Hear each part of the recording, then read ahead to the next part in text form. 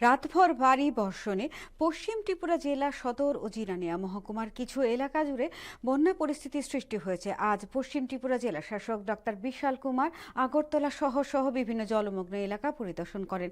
বর্মরা পাহাড় এলাকায় গতকাল রাতভর ভারী বৃষ্টির ফলে আগরতলা শহর ও সংলগ্ন কয়েকটি নিম্ন এলাকা জলমগ্ন হয়ে বন্যা পরিস্থিতির সৃষ্টি হয়। বিশেষ করে শহর সংলগ্ন বলদাখাল, চন্দ্রপুর, শ্রীলঙ্কা বস্তি ও কাটাখাল জিরানিয়া মহকুমার কিছু এলাকায় রাতের ভারী বৃষ্টিতে জল জমে যায়। জলমগ্ন এলাকাগুলিতে প্রশাসনের পক্ষ থেকেও শুরু হয়েছে নজরদারি ও উদ্ধার কাজ।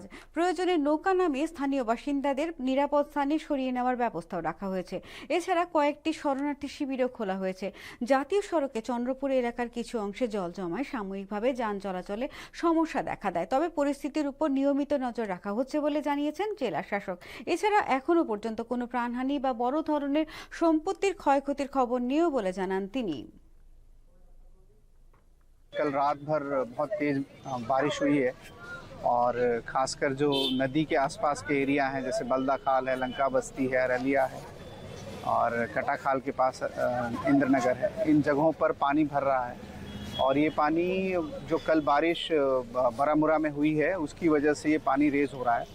आज मौसम अच्छा है और हमारा रेस्क्यू ऑपरेशन चल रहा है, खासकर बल्दा खाल और इन म्यूनसिपैलिटीज़ के एरिया में और मंडई में भी।